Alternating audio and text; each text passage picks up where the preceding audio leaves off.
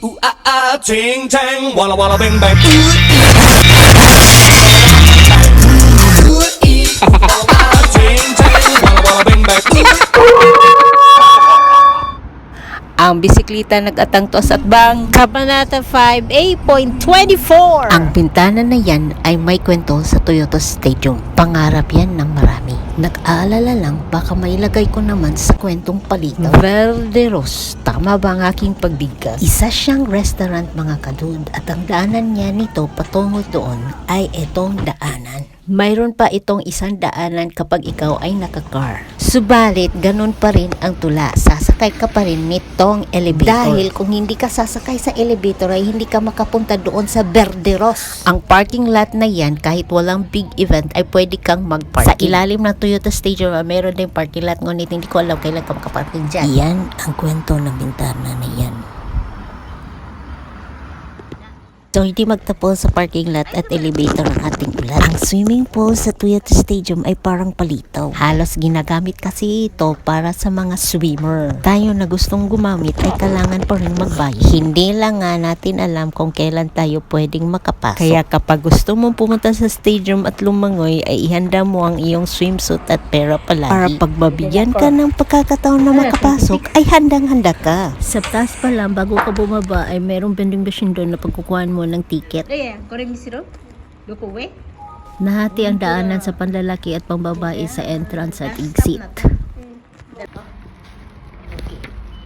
Ang ginagamit mong ticket na pa-entrance ay gagamitin mo rin pa-exit. Bago ka pumasok ay may locker na pag-iwanan ng iyong sapatos. Bawal ang kamera sa loob pero may locker din sa loob na pag-iwanan ng iyong mga gamit. Sa locker na pag-iwanan mo ng sapatos ay may malaking bintana na pwede kang sumilip sa loob ng swimming pool. Bawal talaga ang kamera kaya pag-ubayan niyo sa akin na ako'y magtula na lang. May silid doon na palitan ng swimsuit at yun din ang silid na palitan ng swimsuit para pang uwi na damit. Magamit ka man sa swimming pool o lalabas na sa swimming pool ay may daanan ka na shower. Bago mo madaanan ang shower room ay may makikita ka na malaking salamin. Doon ay pwede ka magsuklay o tignan ng saliri. Ganyan yan. Pagbaba mo dito may locker pang sapatos. Pagpasok mo may locker para sa iyong damit. May silid bihisan, may malaking salamin, may shower, may swimming pool. Ang lagi ninyong nakikita na harap ng Toyota Stadium ay ito naman ang kanyang likuran. Kapag magkaproblema sa transportation ay mayroong bus, train at taxi. Kumakain ako ng ice cream kapag nakitaan ko ng oras ang sarili ko na magtambay sa Toyota Stadium.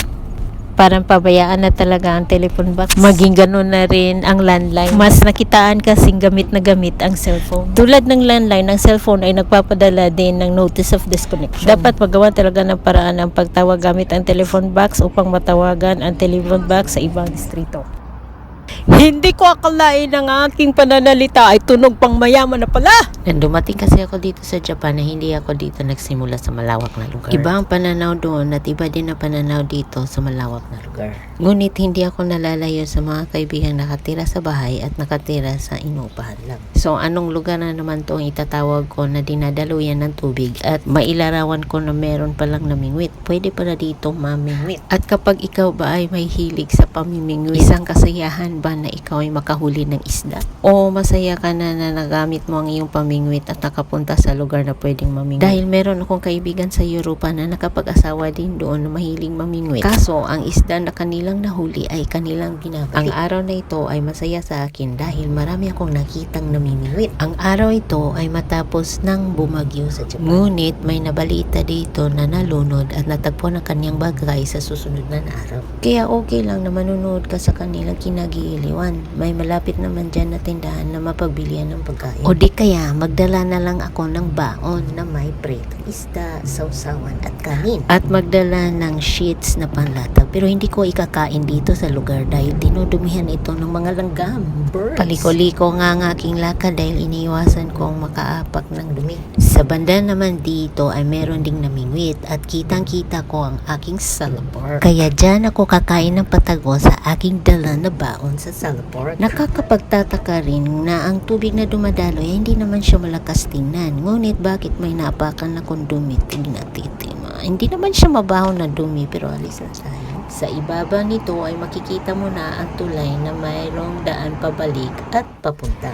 Nako, ewan ko lang sa inyo ha, pero hindi to San Francisco, pero tuwang-tuwa talaga ako kapag may makita akong tulay.